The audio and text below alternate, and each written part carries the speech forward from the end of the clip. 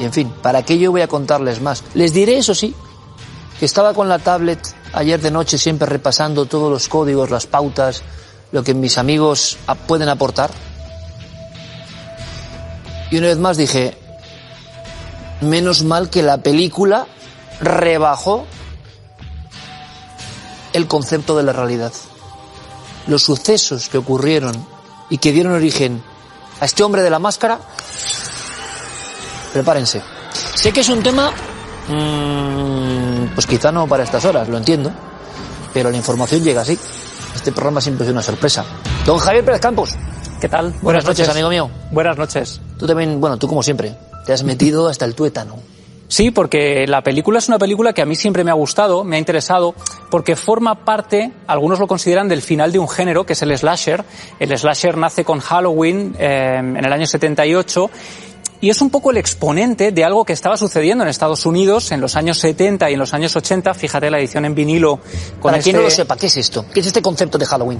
Halloween nace en el 78, digamos que contando una preocupación que había en Estados Unidos y que plasma muy bien este dibujo de la edición en vinilo, claro, que es el de los merodeadores nocturnos. Todo tipo de personajes de los que un día podríamos hablar, que en Estados Unidos hubo un serio problema, en Florida, en California, especialmente en las zonas costeras, y lo vas a entender muy bien, Iker, donde el clima es cálido y las casas son jaulas de cristal. Son casas con grandes vidrieras, grandes ventanales, visibles desde el exterior, en zonas suburbanas, residenciales, donde no es habitual encontrarte a vecinos y donde es muy fácil que un personaje pueda estar acechando en la noche. Es el estilo de vida americano exitoso que veíamos en España como un sueño, porque esto aquí no ocurría prácticamente, pero que tenía su lado oscuro que no se contaba. Bueno, alguno de los asesinos, Richard Ramírez, ¿no? Uh-huh. El merodeador nocturno, toda esta fauna que empieza en los 80, incluso antes, de personas que vigilan, que aprovechan un hueco y que te encuentras al merodeador en tu casa. Una de las cosas más terroríficas que yo he leído investigando los crímenes del demonio, ¿no? Del demonio. Es más, él decía que era enviado del demonio, ¿no? De Richard Ramírez, es que muchas víctimas, por desgracia, y algunas de alta sociedad, se despertaban y veían a Richard Ramírez sentado en una silla mirándoles fijamente. Llevaba ya un tiempo. Hay casos impactantes. Está el loco del gas, por ejemplo, un personaje muy siniestro, un poco fantasmal, que muchos de estos personajes, y precisamente por eso el asesino de Scream, la máscara que hoy nos ocupa, es una máscara fantasmal. Ahora te contaré su historia, pero eran personajes que se colaban en las casas sin hacer el menor ruido. Este hombre se llama Ghostface, cara de fantasma.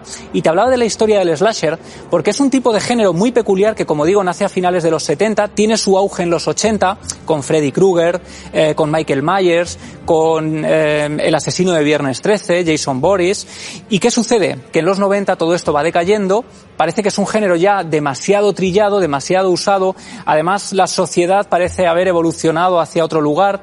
Estos asesinos tipo Ted Bundy ya no son tan habituales tampoco, porque por diferentes motivos, ¿no? Están las digamos, ramas del FBI que están cazando a estos asesinos. Videovigilancia, digamos que les ponen las cosas un poco más difíciles en los siguientes años. Hay prevención y digamos que los 90 ya no son una década para el slasher. Pero ¿qué sucede? Que en el 94 aparece el guión de Scream, que terminaría estrenándose en el año 96, dando una vuelta de tuerca al género. Y lo hace de manera muy inteligente, porque lo que supone esta película, lo que supone Scream, es decir, muy bien, tenemos a los asesinos de las películas, los asesinos enmascarados que tanto éxito han supuesto para el cine, pero ¿son estos asesinos personajes que pudieran inspirar crímenes reales? Ese es un debate que está en los 90 a pie de calle.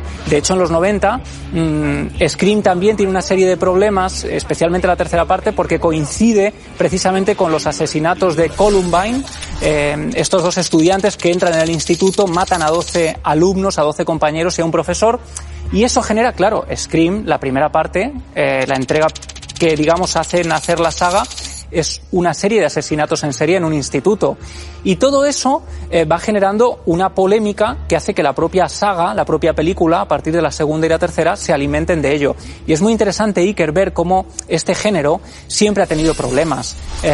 Cuando aparecen los primeros guiones antes de rodarse de La noche de Halloween, de Carpenter, nadie quiere que su ciudad sea el escenario donde el asesino de Halloween, por mucha ficción que sea, el eterno asesino del actúa. campus, ¿no? Claro, ¿qué hacen? En la mayoría de películas de este género, las ciudades donde se producen los crímenes tienen que ser ciudades ficticias. En Halloween es Haddonfield. Y en Scream sucede lo mismo. Cuando se filtra el guión y las universidades a las que Wes Craven, el director, y el guionista Kevin Williamson estaban buscando como ubicaciones reales para la película, todas dicen que no quieren participar de esa historia, una historia sanguinolenta donde mueren adolescentes, donde son masacrados de manera brutal, y lo que tienen que hacer es crear una ciudad ficticia que es Woodsboro, donde sucede la película. Pero claro, es que en muchos de estos lugares, Iker, donde se quería rodar la película, tenían sus asesinos de Scream reales.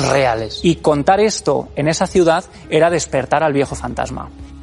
Un viejo fantasma que tiene cara. Y una cara que sigue dando bastante miedo. Y una cara que en todo el mundo sigue siendo uno de los disfraces, quizá el disfraz más popular. Si bien estos últimos Halloween, de repente cosas que venían de Corea como el juego del calamar han ido, bueno, poniéndose en ese ranking curioso, durante más de una década, Ghostface, esa cara que nos recuerda a alguien del mundo del arte, ¿verdad? Esa cara deformada, esa cara angustiada, se convertirá en referencia. Significa icono popular. Significa que daba mucho miedo, que había algo en esas facciones que ahora mismo están viendo. Antes de pasar a los casos reales, y les pido, bueno, vamos incluso a obviar alguna cosa, si te parece, Javi, por las horas que son. Y vamos a centrarnos en el misterio. Ghostface, la cara, ¿de dónde sale? La cara, fíjate, el guión se escribe en 6 noches frenéticas, ahora te contaré también porque tiene que ver con la historia real, pero el primer problema es encontrar una casa donde se cometan los crímenes de la primera parte de la película, de esos primeros 10 minutos magistrales en los que además vemos que suceden una serie de cosas que ya te dejan impactado como espectador, ¿no? Entonces, cuando Wes Craven estaba buscando una casa para dar lugar a esa primera parte, en una de las habitaciones de los niños, porque es una casa donde una familia vivía de manera normal, encuentra la máscara que vemos hoy en día. Es una máscara a la que llevaban meses dándole vueltas, porque en el guión solo se hablaba de un asesino enmascarado, habían mirado decenas y decenas de ideas, habían descartado todas ellas porque ninguna funcionaba, y en una habitación de un niño encuentran una máscara que es un homenaje al Grito de Munch. Una máscara un poco deformada, pero que estaba ahí colgada. Claro, imagínate, Wes Craven abre la puerta y se encuentra directamente esa máscara colgando cerca de una silla, ¿no? Le deja tan impresionado que automáticamente llama a la gente de casting, llama a la gente de vestuario, ¿no? Y les dice, esta es la máscara. Claro, el grito de Edward Munch, que él mismo dice que atravesando un puente, es uno de los cuadros, como era Munch, ¿no? Pero más aterradores de la historia. Yo he hecho algún programa sobre ese cuadro, con sus robos célebres, ¿no? Y él dice que en un momento dado sintió, ha habido hasta psiquiatras, psicólogos estudiando ese cuadro, ¿no? Sintió que el mundo era como un alarido terrible, ¿no? Y que todo se volvía así teñido del color de la sangre. En fin, un momento, digamos, de lo contrario, una epifanía, ¿no? Un descenso casi a los infiernos. Y queda ahí en esa imagen que están viendo, el grito. Y eso, en el fondo, era el arquetipo que había fundado esta máscara, que era el grito, pero más deformado. Claro, más deformado, y lo hacen simplemente por un tema de derechos. Para evitar tener problemas de derechos con la obra original, la deforman un poco, la pintan completamente de blanco para que tenga ese rostro fantasmal y utilizan la túnica negra para esconder al asesino. Y esto es muy interesante, Iker, porque los asesinos en serie de las películas, Michael Myers es siempre Michael Myers, Freddy Krueger es siempre Freddy Krueger, que por cierto Wes Craven, el creador de Scream, es también el creador de Freddy Krueger, no por casualidad, ¿no? Es un genio capaz de construir dos monstruos absolutamente icónicos, cada uno en su tiempo. Y con esto, en un primer momento, los productores no lo ven muy claro, es algo que sucede mucho en el cine, ¿no? La gente que se dedica a leer los guiones, pero no tiene mucha idea de cine, dicen, esto no va a funcionar. Y Wes Craven dice, déjame rodar solo los 10 primeros minutos de la película y después decides. Y ahí es cuando se ruedan esos 10 minutos que son el acoso inicial, ¿no? Del asesino a través del teléfono. De una manera muy original, ¿no? El asesino utilizando los medios que había en ese momento para jugar con sus víctimas, y es ahí cuando ven esos 10 primeros minutos, cuando deciden deciden que la película, evidentemente, tienen que rodarla entera. Me estoy preparando para ver un vídeo. ¿De veras? ¿Cuál? Es solo una película de terror. ¿Te gustan las películas de terror? Ajá. No me has dicho tu nombre. ¿Por qué quieres saber mi nombre? Porque quiero saber a quién estoy mirando. Que es muy curioso, Javi, porque tú hablabas en esa exposición que hiciste magistral sobre Anne Rice y los vampiros, el mundo de los acosadores y las llamadas a los campus y demás eran un motivo que estaba ahí en esa sociedad americana que coincide casi en el tiempo. Bueno, y lo que pasó con Anne Rice es que muchos no sabían lo que había detrás de la historia de la reina de los vampiros, y estoy seguro que muchos no saben lo que hay dentro de la gran película icónica de los 90 del terror y los asesinos en serie. ¿Vamos al caso real? Uh-huh. Hay que viajar a 1990, a Gainesville, en Florida. Ahí tenemos uno de los principales campus universitarios de la zona, un lugar tranquilo, una universidad de prestigio, donde nunca pasa nada relevante, y donde una noche del 24 de agosto en concreto sucede algo que nadie esperaba. Todos los estudiantes van a dormir. Krista Powell y Sonja Larson, de 17 y 18 años, comparten habitación en el campus, están dormidas, cierran la puerta con toda normalidad, y a altas horas de la madrugada una sombra capaz de colarse en la habitación sin despertarlas, entra por el exterior y con un puñal las acuchilla de manera salvaje, primero a una de ellas tapándole la boca. Posiblemente, cuentan las investigaciones y las investigaciones policiales de la época, que las amordazaron y las pusieron boca abajo para acabar con ellas sin que hicieran ruido, y las mata de una manera muy salvaje. Pero fíjate, lo que sucede es que la manera de actuar de este asesino es que es tan, digamos, fantasmal, es que no deja ni rastro, se marcha de allí, no hace ruido, no alerta a nadie en los alrededores. Y de hecho tardan varios días en encontrar los cuerpos, porque son los padres de las niñas que viven fuera en otra ciudad los que llaman a las autoridades, les dicen que no saben nada de sus hijas. Las compañeras, al no verlas en clase, pensaban que estaban enfermas, sin más, no le habían dado importancia, y cuando entran en la habitación encuentran los cuerpos vilmente acuchillados de una manera salvaje. Y lo que más impresiona a las autoridades de la zona es que están colocadas frente a un espejo como si estuvieran mirándose, como si las hubieran colocado a propósito, formando una escena para generar terror. Lo que se encuentra la autoridad es el espejo y el reflejo de las dos víctimas, por desgracia. Y además, cuando empiezan a analizarlas, ven que tienen vinagre restregado por la piel, quizá como un intento de hacer desaparecer cualquier huella, cualquier muestra de ADN que el asesino hubiera podido dejar. Esto ocurre la noche del 24 de agosto. Evidentemente, en un campus universitario, la noticia corre como la pólvora, todo el mundo se queda sobrecogido, la gente que las conocía de primera mano, evidentemente. Y a la noche siguiente, Iker, el 25 de agosto, la siguiente víctima es Krista Hoyt, de 18 años, en una zona además del campus que se parece mucho a los escenarios de la película Scream, porque son zonas muy acristaladas, con muchas ventanas que dan al exterior, que dan a zonas boscosas, al campo, donde no es fácil que un vecino pueda alertar de que hay algo sucediendo, ¿no? En este caso, Krista Hoyt se va a la cama, se va a dormir. Ella sí que se despierta porque escucha una especie de arañazo, como si alguien estuviera arañando los cristales. Piensa que es quizá un gato, sigue durmiendo, después ese sonido es cada vez más agudo hasta que ella se levanta de la cama, se incorpora y lo que se encuentra es a un tipo que está delante de ella, que la asalta rápidamente. El ruido que estaba escuchando era el de un cortador de vidrio con el que él ha conseguido abrir un acceso por la puerta trasera, y la acuchilla una vez más, una decena de veces, hasta matarla, dejarla desangrada. En este caso sí que hay ruido, sí que hay estruendo, sí que hay una pelea entre el agresor y la víctima. Porque esto hay testigos que lo confirman después. Claro, hay testigos que oyen esos ruidos, esos golpes, alertan a las autoridades de que ha sucedido algo, y cuando llega allí la policía, lo primero que hacen es mirar a través de la ventana del dormitorio con la linterna. Y lo que descubren es muy impactante porque es un cuerpo sobre la cama, el cuerpo de Krista, de la chica que vive en esa zona.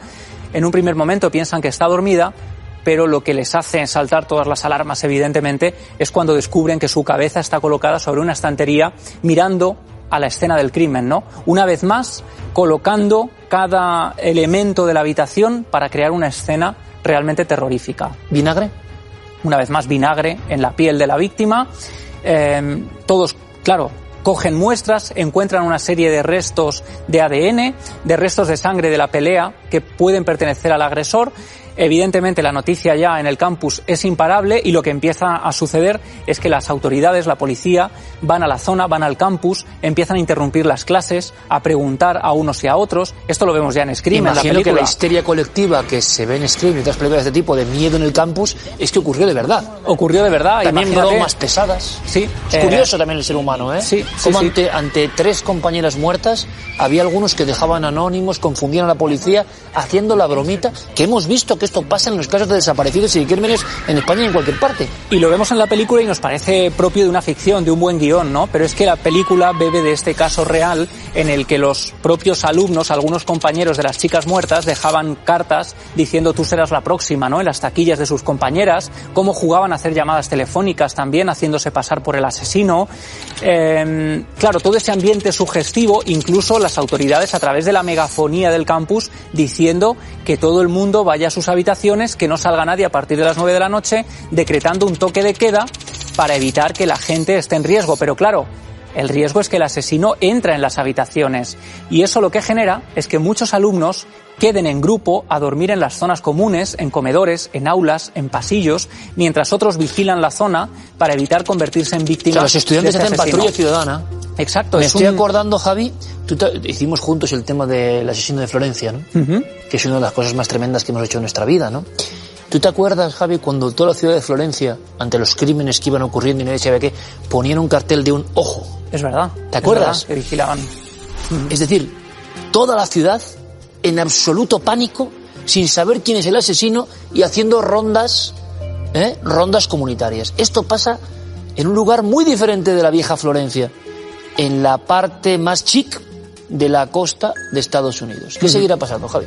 Bueno, pues 2 días después, un 27 de agosto, otra vez en la noche, este personaje se cuela en otro de los dormitorios de las habitaciones del campus y acaba con Manny Taboada y Tracy Pauls, tienen 23 años. Y claro, ocurre otra vez lo mismo. El tipo de escena de crimen es igual, una cacería, ¿no? Todo revuelto y además, una vez más, la policía encuentra vinagre en la piel de las víctimas. Es como el sello, digamos, de este asesino que pero ya es como tiene un retador, cabeza, ¿no? Porque hace escenas con los cuerpos y deja vinagre, comiendo su firma.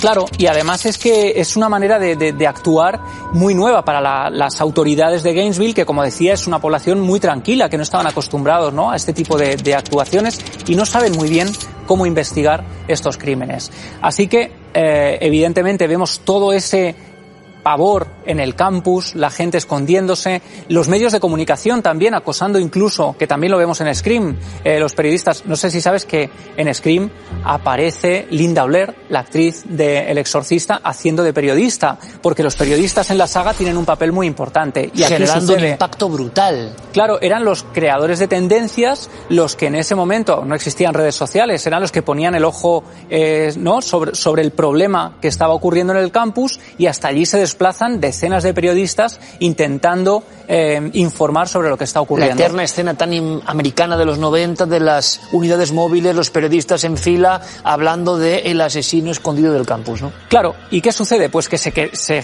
genera además un pavor incluso al compañero que tienes sentado al lado, porque lo que corre por ahí, lo que van contando las autoridades es que generalmente este tipo de asesinos son alguien conocido, alguien que conoce el lugar, alguien que conoce a las víctimas y que posiblemente se siente entre ellos. Y eso provoca también una psicosis entre los estudiantes que hace que algunos padres saquen a los alumnos, a sus hijos, del campus y no les permitan seguir yendo a clase. Es decir, se genera un auténtico caos y entonces ocurre algo inesperado que da un giro de 180 grados al caso y que posiblemente es lo que provoca que se resuelva y que hoy podamos poner un nombre a ese monstruo que mató a 5 personas en solo 4 días. El verdadero Ghostface. El verdadero Ghostface era un tipo que vivía en una población de Shreveport, en Luisiana, un hombre normal y corriente, que tenía un padre militar, aparentemente había tenido una infancia traumática, como ocurre con muchos de estos tipos, y que su mayor,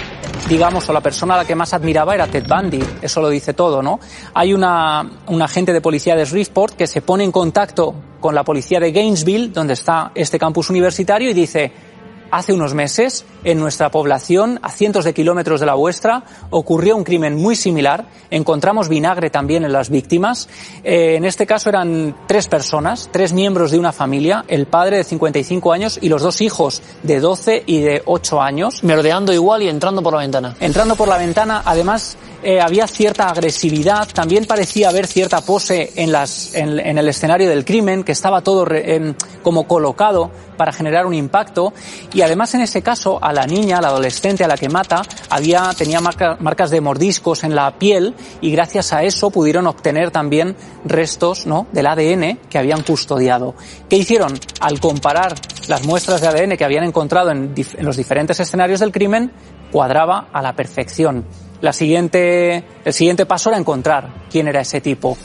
Y como digo, la investigación va resolviéndose por una serie de casualidades. Y aquí es una vecina de esta familia que había muerto, de los Grissom, que les dice: yo conozco a alguien del barrio que es muy peculiar, que es muy extraño, que a mí me da mucho miedo, porque lo he visto vigilándome de noche a través de la ventana, porque se ha dedicado incluso a robar a gente del barrio, a amenazar de muerte, porque se pasea con un cuchillo por la zona, y da un nombre, ¿no? Ese nombre que será el de Daniel Harold Rolling, que pasará a ser conocido como el Destripador de Gainesville. Y eso es lo que da más miedo, Iker, porque la investigación va continuando y lo que descubren es que este tipo tenía una tienda de campaña en el campus universitario, a pocos metros de los lugares donde cometía los crímenes, en esa zona boscosa, y se encuentra allí la tienda de campaña con unas cintas de cassette. Esto recuerda mucho al Caser también, porque ahí, si recuerdas, había ciertas pruebas como si estuvieran casi colocadas, ¿no?, para la policía.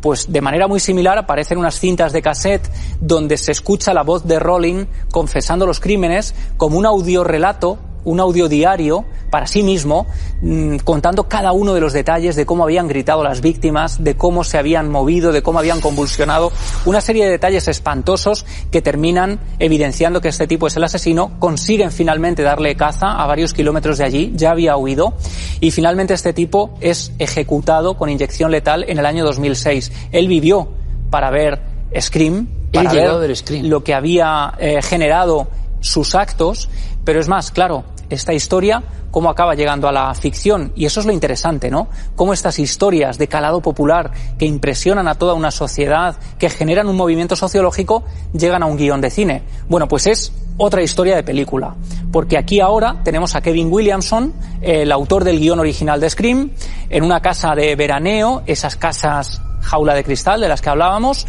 y viendo en la televisión un documental sobre el Destripador de Gainesville, que es como le llaman, viendo todas esas escenas impactantes, las fotografías policiales, él solo, de noche, y de pronto cuenta que escucha un ruido en la cocina. Eso le sobresalta, él está solo en casa, no puede haber nadie allí, es un ruido muy claro, como de un paso. El ruido en la noche que nadie quiere escuchar. Exacto, y más viendo un documental de este tipo, ¿no? Salta de allí, va a la cocina y descubre que la ventana está abierta. Él pensaba que la había cerrado. Instintivamente coge un cuchillo de cocina, el más grande que encuentra, empieza a dar vueltas por la casa, buscando quién puede ser, cerrando todas las puertas y todas las ventanas, y ahí es cuando se da cuenta, evidentemente, de que no hay nadie en la casa, pero también se da cuenta, como buen guionista, de que hay una historia y que ahí tiene que empezar a contar. Y lo que hace es, esa noche, lleno de pesadillas, va tomando notas, va tomando ideas, y durante el día siguiente y los posteriores, escuchando esta banda sonora de John Carpenter con el Halloween del 78, escribe las primeras páginas, el primer guión, el primer borrador de Scream, que será un auténtico shock a nivel mundial. Lo curioso es que el guionista, como tantas veces pasa, y lo contamos con David Felipe Arranza en muchas películas clásicas, el guionista ha vivido realmente la angustia del ruido en la noche. El ruido en la noche, estando solo en casa, y que tú sabes que es un ruido extraño, que seguramente él se dejó la ventana abierta, pero da igual. La escena es simplemente de una ventana abierta en la noche. En este contexto, le da una información, una metainformación a este guionista que hace que Scream, por eso la apuesta de Wes Craven era clara: déjame hacer los 10 primeros minutos y déjese de tonterías, directivo de la compañía, déjese de tonterías, porque esto va a conectar con ese miedo que mucha gente tiene incorporado, que es el intruso en la noche, que es un auténtico clásico. Pero es más, yo estoy recordando luego Y hombre, no es que sea un experto en Estados Unidos, pero algunas veces hemos viajado y hemos visto cosas, ¿no? También hay mucha población flotante, mucha gente de este tipo en tiendas de campaña y gente que tú ves que no está bien de sus cabales y que muchas veces, hay que decirlo, digamos, el miedo a que los echen de allí o que le acusen o no, ha provocado muchos crímenes. En España, ojo, tenemos un crimen relativamente reciente de un tipo parecido, en una roulotte parecida, y que nadie decía nada y que estaba ahí, que era un asesino en serie. O sea, que es que no es ninguna broma. Gente a veces con facultades alteradas o no, aunque en este caso vieron que no, o gente que le da por matar, porque es la maldad, pues a veces ocurre de esta manera. Pero en Scream, que ahora hacen una parte nueva, ¿no? Ahora hacen una parte nueva. La quinta parte, estamos viendo, se ha estrenado recientemente en España, y además es que el éxito de esta saga es brutal, porque como te decía, el género ya estaba de capa caída, ya no sé cuántas Viernes 13 llevaban, cuántas Pesadilla en Elm Street, había muchas, Habían ¿no? saturado ya. Habían saturado, y Scream supone una vuelta de tuerca por eso, porque es meterse dentro del género y convertirlo en metalenguaje, ¿no? En hablar de la realidad y de la ficción, de cómo influyen una a la otra, de hacer ese canto de amor al cine de terror, como te decía, con esos cameos que sale el propio Wes Craven vestido de Freddy Krueger. El problema es que también la película genera algún que otro crimen. Claro. O sea, después de emitirse Scream y de ver la máscara, es que Scream resultó muy impactante para la sociedad en ese momento, porque además, bueno, la primera parte con Drew Barrymore, que se vendió como la gran protagonista, y ese es un juego, otro de esos guiños que tiene la película con Psicosis de Hitchcock, ¿no? Veíamos a Janet Leigh en esa película, que es la gran estrella y que muere en los primeros 20 minutos de la película, y eso ocurre después con Drew Barrymore, ¿no? Y todo eso es como una especie de revolución una vez más, aunque son ciclos, y claro, la historia va cambiando constantemente, la historia del campus ya resulta muy manida, y en la segunda parte ¿qué hacen? Pues hacen algo muy inteligente, que es, vamos a hablar de cómo la realidad inspira al cine y cómo el cine bebe de la realidad, ¿no? La segunda parte, si la recuerdas, empieza con un grupo de personas en un cine porque están viviendo el preestreno de una película basada en los asesinatos reales de la primera parte. Y entonces hay un asesino, un personaje que decide imitar al asesino real y cometer los crímenes, ¿no? Inspirado por él. Bueno, pues eso ocurrió en la vida real. Después de estrenarse la tercera parte, además es muy interesante, Iker, yo viendo la película, es casi profética, porque hay una escena en la que los alumnos en clase están debatiendo sobre si el cine genera monstruos, ¿no? El cine es capaz de crear asesinos en serie, y hay uno de ellos que dice, no, los asesinos en serie ya existen, pero el cine los convierte en más creativos. Y es lo que ocurre con el estreno de Scream 3. A los pocos meses de estrenarse, en Bélgica, Thierry Jaradine, un hombre aparentemente normal, no tenía antecedentes penales, ni tenía antecedentes psiquiátricos, no tenía historial médico de ningún tipo, llama a una vecina suya de la que aparentemente podría estar encaprichado, una chica de más de 15 años, Alison Cambier, una chica joven con la que se intercambiaba películas para ver, ¿no? Les encantaba el cine de terror. Un día la invita a casa, le dice que tiene la última película de terror, ella va, le dice que espere unos momentos en el salón, que él va a buscarla, y lo que hace es subir a su habitación, vestirse exactamente como el asesino de Scream que estamos viendo ahí. Con la máscara y la capa. Y Alison lo que se encuentra es a este personaje, al Ghostface, al asesino de la película, bajando con un enorme puñal que va hacia ella. Ella intenta escapar, el tipo se ha encargado de cerrar todas las puertas, y a través de toda la casa, mientras ella huye, le va asestando puñaladas, hasta un total de 30 cuchilladas de manera salvaje. La joven queda tendida en el suelo, en la alfombra. Él la coge, la sube a su cama, le coloca una rosa en las manos, también intentando crear una escena del crimen, como había sucedido en el caso real, y después llama al padre de la chica con toda frialdad y le cuenta lo que ha hecho. El padre no se lo cree, no da crédito, llega allí la policía y se encuentran que es real, que la chica está muerta en la cama, que este tipo tiene el traje lleno de sangre del asesino de Scream en el escenario del crimen, y evidentemente este hombre entra a prisión, cadena perpetua, sigue vivo, y una de las alegaciones que hizo era también poder ver Scream 4, la cuarta parte de su película favorita. Madre mía, Javi. Pues otro repaso excepcional, le hemos dado la noche a mucha gente. Estarán comprobando las ventanas, ¿no? Sí, y las pero puertas. es una realidad. Es decir, aquí no estamos inventando nada. Javi, impresionante. Impresionante, amigo. Hasta la próxima. Yo creo que nos has dejado... Claro, habrá mucha gente... Yo me estoy acordando, Javi, ya saben que a veces a mí una de las cosas que más me ha impresionado, porque tiene que ver con esto, una vez en Zaragoza, no sé si te lo he contado, me acerca una señora muy mayor, ¿vale? Era un acto con mucha gente y se me acerca una señora muy mayor. Había mucho tumulto, por fortuna con mucho cariño de la gente, nuestros amigos los mañicos, ¿no? Y viene una señora casi enlutada y me decía: hijo, vengo a agradecerte, son cosas que uno no puede olvidar en la vida, vengo a agradecerte que me evitaste el gran susto de mi vida. Y como en esa época, sobre todo, me solían decir que dábamos mucho miedo, me extrañó, pero ¿por qué? Ella está en una casa sola, ¿sabes la historia? Sí. En mitad de los Monegros. Quien sepa lo que son los Monegros, es un desierto, un chalet aislado, es de noche, está viendo Cuarto Milenio. Ella no lo sabe porque está ensimismada, quizá viendo a Javi Pérez Campos en alguno de sus temas. Y una cristalera se va corriendo poco a poco, silenciosamente, sin que ella lo sepa. Y alguien vestido como una sombra entra por detrás de la señora que está viendo Cuarto Milenio y empieza a robar cosas. Por fortuna se marcha. Y la mujer me decía: ay, hijo, si no contarais las cosas como las contáis y yo hubiera estado más despistada y no tan concentrada, me hubiera topado al darme la vuelta con esa sombra y quizá hubiera tenido un gran disgusto. Vengo para agradecértelo. Bueno, no está mal, ¿eh? Impresionante. Mi abrazo a esa señora que a lo mejor también esta noche está viéndonos ahí en Los Monegros. Y, en fin, son historias que ocurren en este maravilloso programa. Muchísimas gracias, Javi, como siempre, de verdad. Gracias. Un auténtico placer. Bueno, vamos a hacer algo, que es, hablábamos hace una semana de los increíbles gemelos Bogdanov, y su pasión en su nave espacial por hablar de astronáutica, de robots, de misterio, de ovnis, pioneros en Europa en mezclar ciencia y misterio. Bien, pues yo sé que a ellos les hubiera interesado este viaje que vamos a hacer con Javier Sierra. Venga, cojan rápidamente el telescopio, que sé que lo tienen ahí. Cójanlo porque va a hacer falta.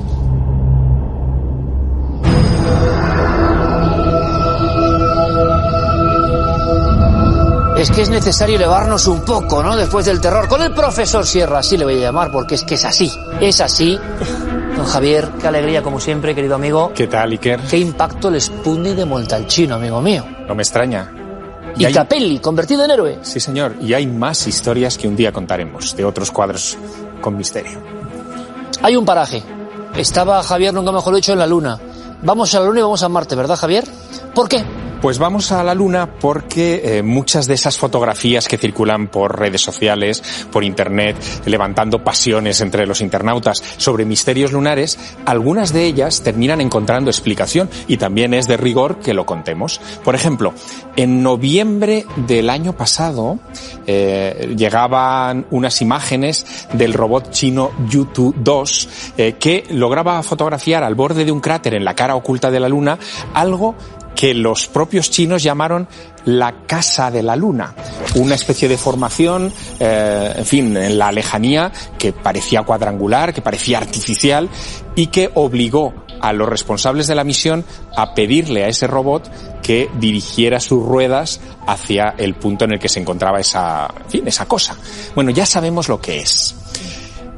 Lo hemos sabido hace escasamente unos días, cuando la Agencia Espacial China ha revelado estas imágenes tomadas de manera mucho más cercana por el robot, que muestran una roca de unos 25 centímetros que tenía ese aspecto bastante vulgar cuando uno se acercaba. ¿Cuál es el problema? El problema es que el robot Yutu 2 es casi un juguetito. Y muy lento. Bueno, muy lento. Lleva 3 años en la Luna y ha hecho 1000 metros. Bueno, entre esos 1000 metros, los últimos 10-15 metros han sido para dirigirse hacia ese punto y descubrir que aquello era una roca.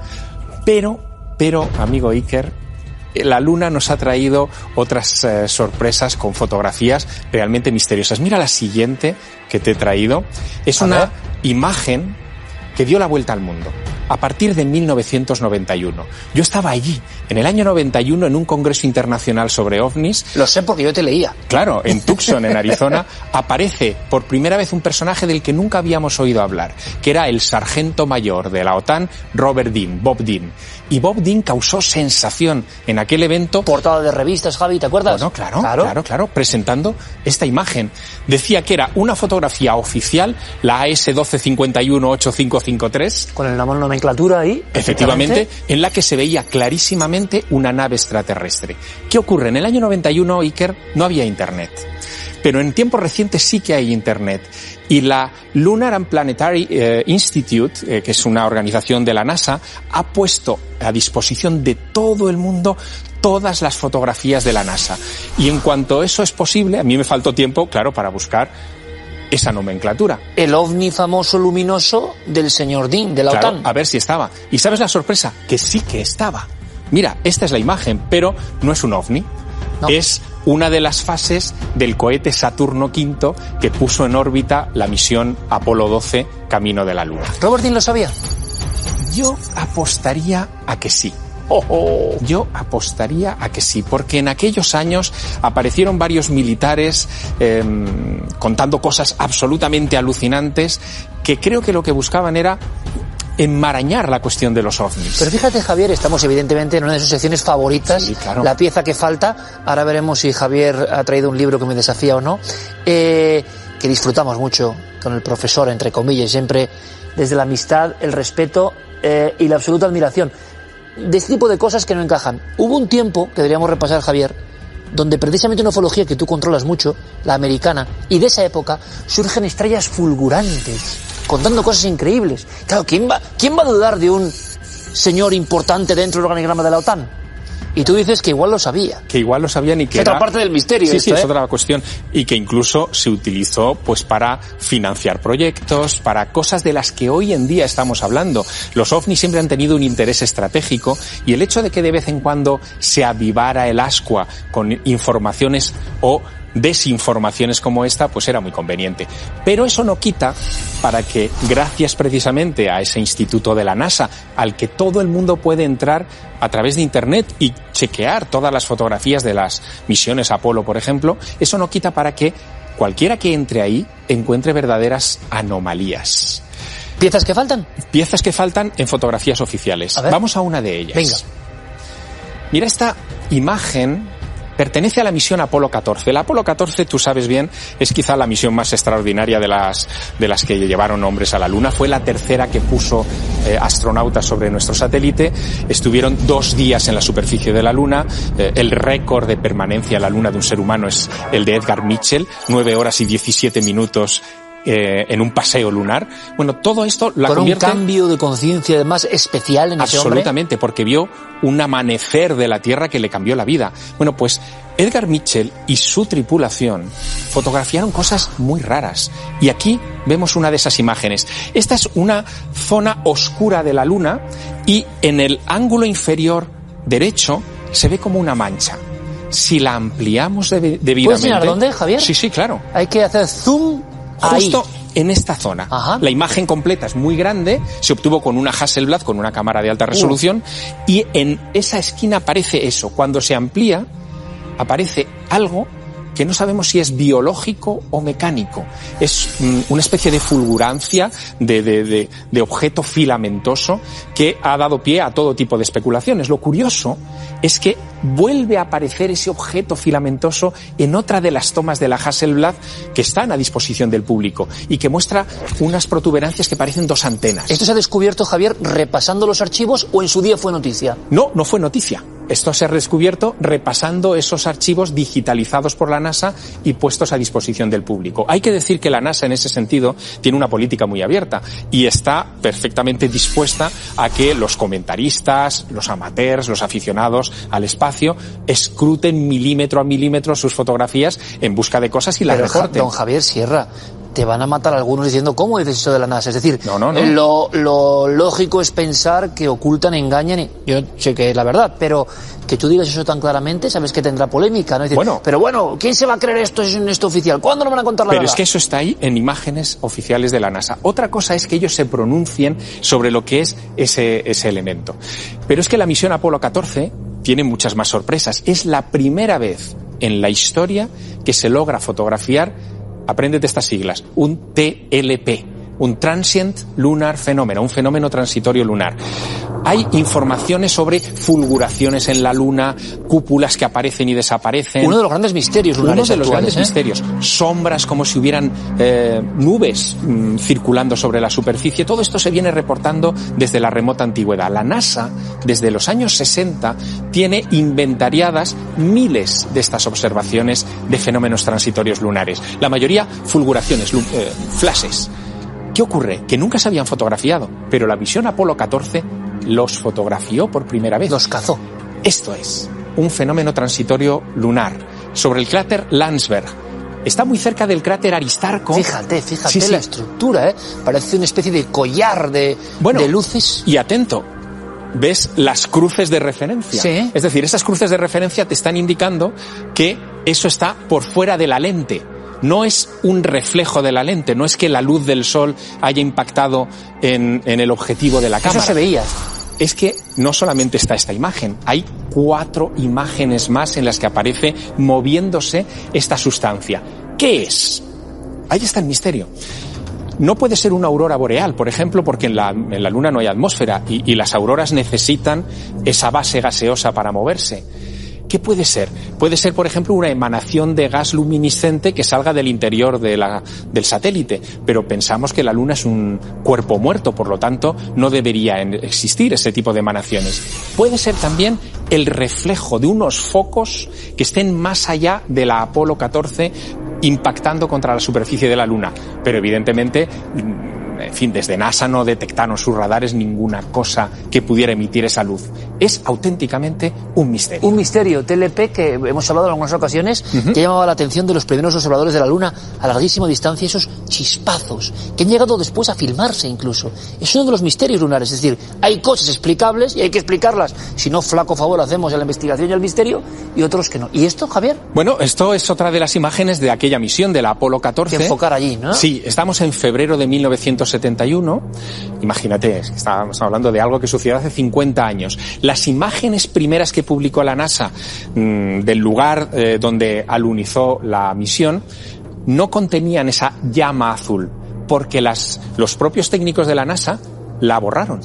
Pensaron que debía ser un fallo en la emulsión. Ya hubo Photoshop en el 71, sí, de alguna manera, supuesto. ¿no? Era fácil, era recortar y pegar sobre fondo negro, era muy fácil. Pero cuando tú amplías esa imagen, ves que es una llama que no sabemos a qué puede corresponder. ¿Y hoy se sigue sin saber? Se sigue sin saber. Fíjate qué curioso. La hipótesis más extendida es que pudiera tratarse de un meteorito que en ese momento está cayendo sobre la Luna. Pero los meteoritos entran en combustión en la atmósfera terrestre. En un lugar sin atmósfera como la Luna no tendrían por qué provocar ningún tipo de fulguración de ese tipo. Por lo tanto, es algo absolutamente ajeno a nuestro conocimiento actual. Y está en las fotografías no solo de esta misión, sino de otras misiones. Fíjate en la siguiente, porque también es muy curiosa. Nos vamos otra vez a la misión Apolo 12, aquella del falso ovni de Bob Dean. Este es Dick Gordon, uno de los astronautas de aquella misión. Y aquí lo que no tiene explicación todavía es la sombra que está reflejada en la visera del astronauta en la parte superior. ¿La ves? Es una especie de nube, de fantasma, y que evidentemente se está reflejando. ¿Recuerda algo a la maraña filamentosa, quizá? Sí, pero efectivamente, está, ¿no? efectivamente. Ahí está. Bueno, pues aparece en varias de las secuencias de Dick Gordon. Esta es la más clara de todas, y de nuevo es algo que no hemos podido explicar hasta la fecha. Enigmas selenitas que existen, que siguen sin resolverse y que hacen justicia a esta sección que se llama La pieza que falta. Antes de viajar al planeta rojo, que sería la siguiente estación, ¿cuál es el libro de reto? Bueno, es que esto que yo te estoy contando aquí viene siendo inventariado desde hace 30 años por William Corliss, que es un físico que ha escrito 20 libros como este, que son catálogos de anomalías en nuestro sistema solar. Manual de anomalías astronómicas. William Corliss. Este es fantástico. Reconozco que me has matado, Eso Javier. Sí, es imposible de leerse. Imposible, ¿no? Imposible. Lo puedes consultar. Lo puedes consultar. Como coger un talo de maíz, meterlo en una jícara de chocolate. O sea, es la densidad absoluta, pero es maravilloso. Pero es maravilloso. Es una joya, ¿no? Yo tengo los 20 tomos en mi casa. Es que eso solo lo puede tener Javier Sierra, eso es lo seguro. ¿Vamos al planeta rojo? Vamos al planeta rojo. Vámonos a Marte. Bueno, tenemos que ir evidentemente a fotografías, las mejores fotografías de Marte se han obtenido en los últimos 10, 15 años con las nuevas misiones que hemos enviado allí. La Mars Reconnaissance Orbiter ha obtenido, gracias a su cámara de alta resolución, algunas tomas sorprendentes, ¿no? Pero fíjate, una de las más polémicas tiene que ver con una luna que siempre ha sido polémica en Marte, que es Phobos. Es una luna de unos pocos kilómetros que orbita a una velocidad excesiva en torno al planeta Marte, que tiene una forma irregular, no es una luna redonda, y que en una de sus tomas de esta Mars Reconnaissance Orbiter, mientras se dirigía hacia el planeta rojo, nos regaló esta foto de algo que proyecta una sombra enormemente alargada. el monolito de Phobos. El monolito de Phobos. Tiene unos, más o menos, se cree unos 40 metros al menos de anchura, y unos 100 de altura para producir ese tipo de sombra. A ese monolito se refirió Buzz Aldrin, en fin, por todos conocido, el segundo hombre que puso el pie en la Luna. Y el que sale en las grandes fotografías. Evidentemente, el de los tirantes con la bandera de los Estados Unidos. Bueno, pues Buzz Aldrin, cuando le preguntaban qué es lo que deberíamos explorar en la Luna, en Marte, en nuestro vecindario, de manera determinante, dijo eso. Eso porque él creía que podía ser artificial. Algo de 100 metros de alto y que nos recuerda sinceramente al monolito de Kubrick, ¿no? Efectivamente. Por aspecto, casi. Pero es que en Visto Marte, desde arriba. claro, pero es que en Marte esas mismas cámaras, esta por ejemplo, bueno, decía que esta era de la Mars Reconnaissance Orbiter, es de la Global Surveyor, perdona, del año 98. Sí. Pero ya en pleno siglo XXI, en 2010-11, la Mars Reconnaissance Orbiter empezó a mandarnos fotos de la superficie de Marte absolutamente sorprendentes. Mira esta. A ver. Esta que vas a ver, los científicos la llaman las arañas marcianas. Son unas formaciones que emergen de las dunas de Marte solo en primavera y que después, cuando llega el invierno marciano, vuelven otra vez a quedar sumergidas bajo las lunas. Parece casi la procesionaria del planeta rojo. Bueno, Vale. es que cuando se han tomado con más detalle, da la sensación de que efectivamente tienen un comportamiento biológico y algunos científicos han llegado a proponer que podría ser algún tipo de colonia de microorganismos que al calor emergen y provocan este tipo de reacción. ¿Pero de qué escala estaríamos hablando, Javier? ¿Son figuras muy grandes o...? Bueno, en este caso son grandes, estamos hablando más o menos de unos 6 metros aproximadamente, lo que serían las manchas más pequeñas, pero donde se ven con mucha más altura y mucha más definición son en las dunas del planeta rojo cerca del Polo Norte. Mira la siguiente imagen. Que es espectacular. La siguiente imagen Que es espectacular. la llaman los bosques de Marte. ¿Alguien puede decir de verdad que esto es un fraude, que es un fake? No es un fraude. Son imágenes oficiales. El tema está en que cuando te acercas a ellas, lo que dicen los científicos es que se trata de formaciones de basalto que pueden tener, en fin, decenas 20 metros de altura. Torres de basalto. Torres de basalto que emergen periódicamente según las condiciones volubles de la atmósfera marciana. O sea, que están por debajo de ese terreno que va apartándose en dunas. Es un enigma geológico, pero fíjate, a mí esto me recuerda las discusiones que hay ahora mismo en la comunidad Parece científica. Tunguska en Marte. Sí, pero me recuerdan las discusiones que había hace más de un siglo con Schiaparelli y los canales de Marte, que viéndolo en la distancia con la óptica de hace más de un siglo, creyó ver estructuras artificiales. Y que no andaba muy desencaminado algunas teorías con los ríos, por ejemplo, Percival Lowell, Schiaparelli, las discusiones. Evidentemente. Y que parece que algo de eso hay. Pues ahora, un siglo más tarde, con cámaras de alta resolución orbitando en torno al planeta rojo, seguimos encontrando cosas que nos recuerdan a la Tierra, pero que no sabemos exactamente qué son. Dicen los científicos, de manera más, digamos, más unánime, que son formaciones rocosas, pero no las tienen todas consigo. Hay otros miembros de la comunidad científica que discuten esta cuestión de manera bastante clara. Vamos en sus a volver artículos. a ponerlo, compañeros, porque lo del bosque de Marte... Antes hablábamos de Phobos y Deimos, espanto y terror y anomalías. Y en pleno planeta de la guerra también. Es que esto casi me parece... ¿Sabes las típicas imágenes, Javier, de parásitos en la piel o esas aproximaciones en macro a zonas de nuestra propia anatomía? Me parece algo vivo, te lo juro. Es que parece algo biológico. Bueno, quizá aquí habría que ferrar con la gran máxima de Hermes Trismegisto, como es arriba es abajo. En la naturaleza da la sensación, a veces sorprendente, de que las cosas se repiten a nivel macrocósmico y después a nivel infinitamente pequeño. Quizá esto sea un recordatorio de que esa ley funciona. Qué repaso más espectacular, como siempre, don Javier. Profesor Sierra, profesor catedrático, decano de la facultad, de todo aquello que no encaja, pero que a usted y a mí nos interesa, que sí. ¡Impresionante! Continuamos con más cosas en Cuarto Milenio.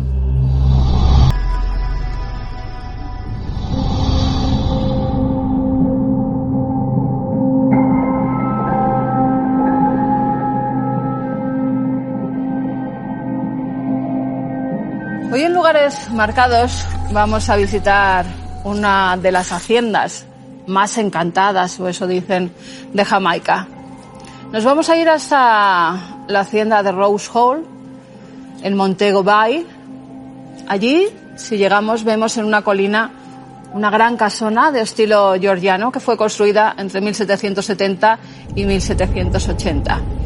Inmediatamente fue comprada por un rico comerciante llamado John Palmer.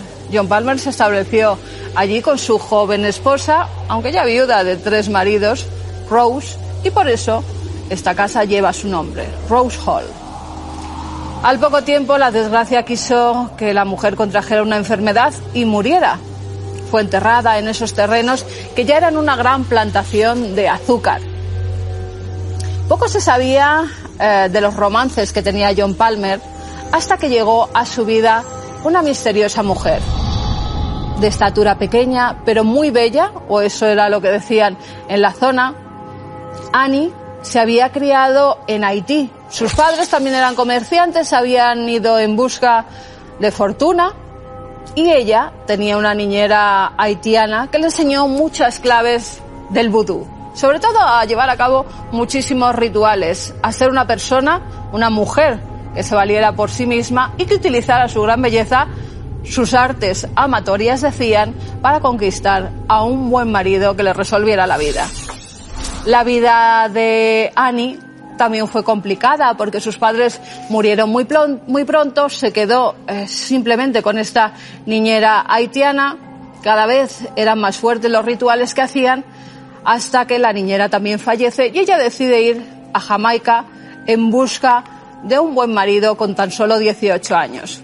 Cuando llega hasta la hacienda de Rose Hall, inmediatamente John Palmer se queda prendado de esta mujer. Muchos dicen que ya hubo hechizos de por medio. A los pocos meses se casan, se van de luna de miel a Inglaterra, pero a la vuelta parece que ya el matrimonio empieza con complicaciones. La diferencia de edad entre John y Annie era muy grande. Ella quería salir de fiesta, no trataba tampoco muy bien a los esclavos que trabajaban para ella, empezó a volverse una persona arisca, empezó a no querer a su marido. Decían que tenía relaciones con algunos de los esclavos que tenía recogiendo azúcar en los cientos de acres que había alrededor de la vivienda, y también empezaron los problemas económicos. Con ello llegaron las discusiones con John Palmer, con su marido. Cada vez eran más fuertes. Se llegó a decir que John tampoco la trataba muy bien, incluso se habló de maltrato físico, hasta que en un día en concreto John llegó antes a casa de lo previsto y se encontró a su mujer en la cama con uno de los esclavos.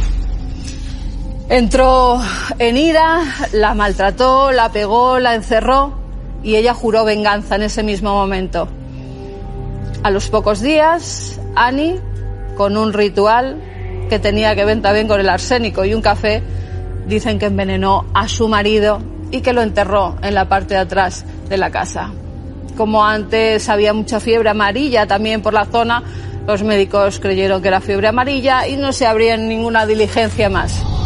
Después Annie siguió teniendo amantes y también maridos, los cuales también murieron en extrañas circunstancias, 2 más. Uno también por envenenamiento y otro estrangulado por la propia Annie. Los esclavos que trabajaban para ella tenían verdadero temor de sus rituales. La veían por la noche incluso cogiendo niños recién nacidos de las esclavas que estaban a su servicio. Esos niños desaparecían y hubo gente que dijo que es que los rituales que hacía para mantener su belleza y su poder eran con esos pequeños que ella capturaba por las noches en un caballo negro en el que iba montada. Leyenda o realidad, lo cierto es que en un momento dado los esclavos, que también practicaban vudú en algunas ocasiones, porque toda esa zona pues era muy normal que se conocieran esas artes oscuras, en 1831, cuando hay una gran revolución y los esclavos deciden echarse a las armas y conquistar las haciendas de aquellos que los habían maltratado, Annie es perseguida por muchos de ellos y asesinada, estrangulada, por lo que decían que era uno de sus amantes, llamado Taku. Taku había tenido una relación con ella, pero debido a unos celos que había tenido ella por una mujer que quería a Taku, había asesinado a esta mujer y Taku en venganza juró que iba a matar con esas artes oscuras también a la que había sido hasta ahora su amante. Cogieron su cuerpo, hay dos versiones, una dice que lo despedazaron y lo tiraron por la ventana, por el balcón, desde donde ella decía a quién maltratar y a quién no, donde se asomaba por las mañanas y si a alguien no le gustaba, de los que trabajaban para ella, decía que tenía que ser perseguido, asesinado, incluso aseguraron que había puesto trampas alrededor de toda la hacienda, trampas para cazar lobos, perros, y que era en realidad para los esclavos. Por todo esto, ya digo, hay dos versiones, una que despedazaron a Annie y tiraron sus restos por la ventana, y otra, y como se puede ver en las imágenes, que la metieron en esta tumba aún todavía viva. Una tumba de piedra marcada con 3 cruces blancas para que el espíritu de Annie no volviera nunca. Se asegura que se realizó un ritual vudú alrededor de esa tumba, pero aún así parece que la fuerza que tenía Annie pudo más con el ritual vudú y su espíritu. Hay mucha gente que lo sigue viendo por esta hacienda. Una hacienda que se ha renovado, que se ha restaurado y que hoy en día se puede visitar. Hay muchos visitantes que aseguran haber visto el traje rojo de Annie bajando por las escaleras. Otros que la ven asomada por las mañanas muy pronto al balcón. Lo cierto es que Rose Hall hoy en día es un lugar totalmente marcado.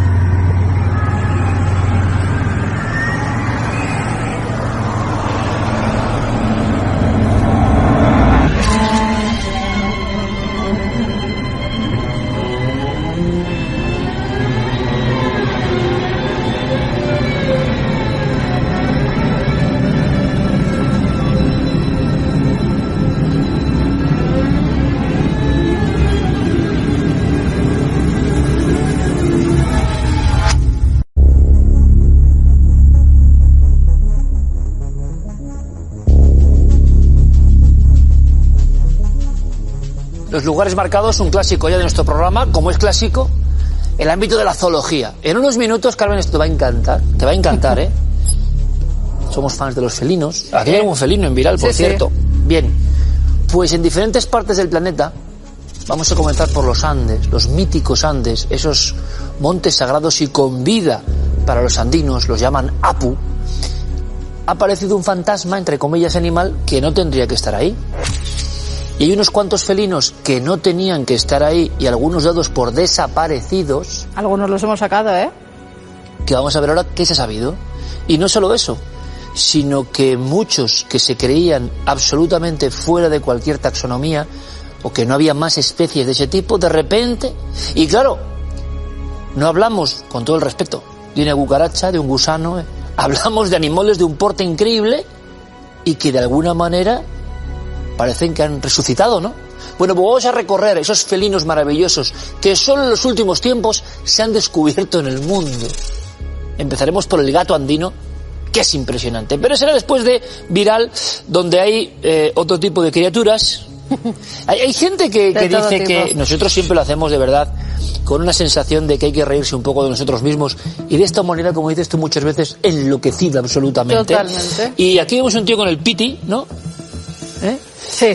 Fíjate, además esto... Yo cuando he visto esto sabía que él era el protagonista del tonto de la semana. No hay otro protagonista porque solamente está él, un ascensor y un vasito. Sí. Y sus historias, o sea, su capacidad para comprender que lo que va a pasar es que es normal que pase. ¿Qué va a pasar? Nos mandaba esta filmación, fíjate, decía, para el tonto de la semana, Dolores Fernández, una espectadora, y nos decía, es que de verdad que es de tonto de la semana.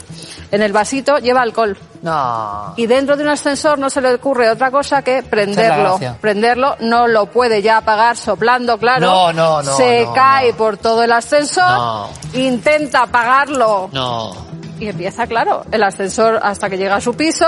También, en vez de darle al botón para que pare el ascensor, empieza a arderse dentro del ascensor. O sea, el peluquín quemado. No solo el peluquín, tú mira cómo se queda. Claro, es que esto es sintético. La chaqueta de diseño. La chaqueta, quemada, que es sintética, mira cómo le deja el pelo y cómo le deja todo. Claro. Lluvia ácida en el pelo. Es que es normal, es que dentro de un ascensor, ¿a quién se le ocurre prender un vaso de alcohol? Y encima, ya te digo, con un chaquetón sintético. Está el pobre que no puede respirar dentro. Se abre, el ascensor se abre. ¿Siguen las llamas allá abajo? Claro que siguen las llamas, claro que es siguen. Que no puede ser. Hasta que sale. Lo que pasa es que ahí hay unos segundos, se le ve la hucha al hombre. El buzón. Quemado también. Claro, es que se está quemando, que no puede casi ser, respirar. Ese hombre quemándose. Pero que no se quema, logra salir del ascensor porque, claro, de tragar tanto humo, pues también el hombre tuvo algunas quemaduras, pero bueno, no fueron del todo graves. O sea, así que ahí con el sacamos casos graves, tienen que entenderlo porque está el paciente como para... Pero el asunto a no ser que sea el muerto al que llevan ya muerto. Sí, o el electrocutado. Es verdad que pero no se electrocutó, Pero el tema es... No se electrocutó. ¿Esto dónde es? No lo sé porque no nos lo ponían. Tiene pinta de ser Rusia, ¿eh? Tiene pinta de ser Rusia también, por el vaso de alcohol. Hay todo un mundo. Pero no lo sabemos. ¿Qué hace un tío con un vasito de alcohol? Y con el piti. ¿Y por qué prende el vaso? Yo lo que no entiendo. ¿Por qué prende el vaso dentro de un ascensor? Yo creo que quiso hacer un vídeo viral. No lo entiendo. Creo que quiso hacer un vídeo viral. Pues le salió mal. No, tampoco quiso hacer un vídeo viral porque esto es una cámara del ascensor. Y ahora quiso hacer un vídeo viral y ahora tiene la cara... No es su teléfono. Si quiere hacer un vídeo viral, lo graba con su teléfono. Esta es la cámara de seguridad del ascensor. Pero vamos a ver. Que claro, este hombre quería hacer algo novedoso y ha acabado con la cocorota como el campo de Inglaterra de los simplemente círculos de las cosechas. Que es tonto, o sea, directamente. Brutal. Ahora se le ha quemado toda la... Repito, esto lo hacemos para ver cómo estamos. Y cómo estamos todos, ¿eh? O sea, aquí no se creen ustedes que nosotros somos los inteligentes. Es verdad que nos sorprende un poco. ¿Por qué la humanidad hace estas cosas? Las ha hecho siempre y ahora simplemente hay cámaras que recogen nuestra idiocia. Bueno, así es el ser humano, ¿no? Somos todavía un poco salvajes e irracionales y no hay forma de verlo más que en este caleidoscopio que es viral. O sea, ¿a quién se le ocurre, no? O sea, ¿a quién se le ocurre? Pues a este. Hombre, es que es tonto, ¿eh? A mí no se me ocurre encender un vaso de alcohol en un este, ¿no? Parece pelirrojo, no sé si por el fuego... No, es por el fuego que se le ha quedado así. ¿Se le ha quedado así? Hombre, claro, cuando se churría el pelo que hace como... ¿no? Oye, esto es muy interesante. Esto sí que es interesante, ¿ves? Esto es una tabla que era un juego. Se ha encontrado es muy interesante, en un yacimiento en Omán. Te voy a decir la edad que tiene. Más de 4.000 años, es de la edad de bronce y dicen que se llamaba juego de mesa de la muerte, han dicho los arqueólogos. Esto empieza como un juego de mesa, en otras tumbas egipcias se han encontrado, incluso hay jeroglíficos donde se ve al egipcio con esta mesita. Lo que pasa que empezó siendo un juego y se transformó en una especie de ouija, en una especie de juego para contactar con los muertos, ¿vale? Enteras sí, no se habían encontrado muchas como esta. Se han quedado impresionados porque, claro, en Omán no habían encontrado nunca una tabla como esta. Y de ser un juego al principio de mesa, ha ido evolucionando hasta convertirse en una forma de contactar con el más allá. Los egipcios que eran y son, y lo sabemos muy bien, grandes aficionados, sí, a todo el maestros del backgammon y de muchas cosas. Del juego. Pues fíjate, esto se llamaba el Senet. Sí, claro, el Senet. Dice que se jugó en la sociedad egipcia desde su aparición 5.000 años antes y que perdió su popularidad 2.500 años después. Nacho nos habló alguna vez del Senet, pero nunca habíamos visto uno así. A mí se me está ocurriendo, si ustedes quieren, que Villa nos haga esto y hacer una cosa con Nacho Ares de juegos del más allá. Sí, no está mal, ¿eh? Y verlos, porque esto es impresionante. Tremendo, sí. Es impresionante. Tremendo. La primitiva ouija, entre comillas. ¿Con qué quieres que vayamos? Venga, vamos en orden, vamos a hacerlo en orden, va. Vamos a hacerlo en orden. Pues venga. Esto es en Inglaterra. ¿Sí? oyen algo en los cubos de basura de fuera. ¿Qué? ¿Lo acabas de ver? Sí. La cámara de seguridad notan que se activa, porque ahora hay esas cámaras que están en las puertas, que de repente con movimiento, con tal, se activan. Qué bueno. Y de esas que tú puedes abrir, ¿no? Viene el repartidor, no se preocupe que yo le abro desde el móvil, tal. Bueno, pues ellos ven que hay algo fuera, él dice, voy a ver lo que hay, no hay nada, y de repente pasa por detrás como... Sí, como una neblina, pero rara. Una neblina, una sombra, ahí está. Se ve Muy curioso. perfectamente. Puede ser un efecto lógico de algo, pero... No saben, pero sí. claro... Ha habido varias muy parecidas, ¿eh? Sí, es que las cámaras de seguridad, lo raro de esto es que estaban oyendo cosas fuera. Ajá. Y que cuando salen no hay absolutamente nadie. Hablamos Mira, de felinos que vienen ahora. Felina con sus gatillos y con ¿Y con? uno que no es un gatillo. A ver. Ya verás. Ahí le está dando con la mano. A ver, Guapa. apártate. No quiero que toques a mis bebés. ¿Qué es? Esto es Filipinas, ¿eh? Tengo aquí a todos mis cachorritos, pero uno de los cachorritos es una pedazo de rata. ¡Ah! Yo pensé que era un perrito. No es No un lo estaba perrito. viendo de negra que es. Exactamente. Pues te voy a decir una de cosa. negra que es. Te voy a decir una cosa, Mira, pues mira, pobre y rata, está ahí, tío. y está ahí con los gatos también Pobre como rata, si tío. fuera un hermanito más. O sea, a mí lo que... ¿Y que qué? la gata no ¿Y tenga qué? el instinto de cazar buenísimo a la esto, ¿eh? rata por proteger a sus crías, sobre todo. O por alimentarse. Y no, al revés, es que lo tiene como un hermanito hace la más. rata? ¿Se va? Pedazo de rata. Sí, pero la rata estaba ahí al acecho, no sé. Que no está. Pero me ha encantado el vídeo. Quiere decir que las especies en el fondo. Ya. El amor es lo que importa, amigos. Las especies. Bueno, Y mira, ahí estaba. Hay Me ha amores caído bien la rata ahí, sí. que matan. Era tan negra que no sé lo que era. Tan negra como este. A ver. Mira qué pedazo de murciélago. Pedazo de murciélago que se quedó sin mamá y se ha encariñado con un peluche. Pues también Y me parece que no simpático, hay- ¿ves? A mí es que... mira que Oye, lo saco, pues pero está estas chulo este cosas- murciélago, ¿eh? Chulísimo. Oye, esto le pasó a Y mi está gata ahí cuando con llegó a el- casa. Que teníamos un tigre grande de peluche y se pensaba que era su mamá, ¿te acuerdas? Bueno, eso sí. Creía que Y con dormía- el murciélago. y dormía digo, con el la- murciélago con la- no. esto. Bueno, y le pasa a Golia, nuestro perro también, que duerme todos los días chupando un peluchito. Oye, habría que preguntar por qué los Pomeranian pequeños duermen, si alguien lo sabe, es una aquí para...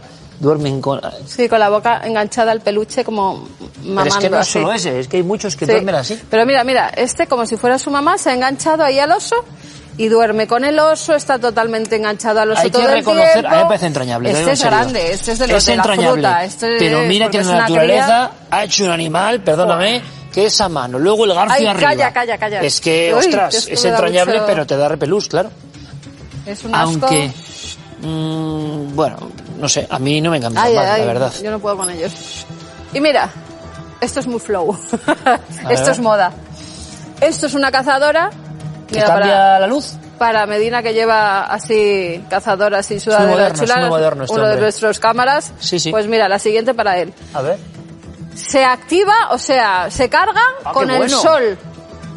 Y tú por la noche dices, bueno, pues la voy a encender. Y entonces puedes escribir cosas, porque se activa según la vayas tocando y según se vaya calentando. Qué bueno. Así que mira, ahí pone de repente. Pues me parece muy mira, chulo. un Perdóname, pero me la parece muy chulo. tecnología que está avanzando y que ahora pues va a ser lo más molón de las discos. Si es que si un día contases tú todo lo que de tecnología que es asombroso, la gente le va a evolucionar.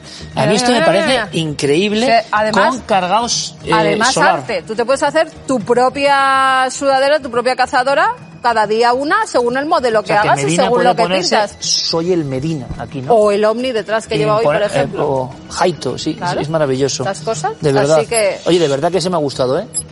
Pues me Es una parece bien. aplicación al textil que no habíamos visto nunca. Como hace una semana veíamos cucarachas pintadas. Yo nunca la he visto. Para esta sección. Vamos con, enseguida los felinos, vamos con Viral. Mira. Con noticias, perdón.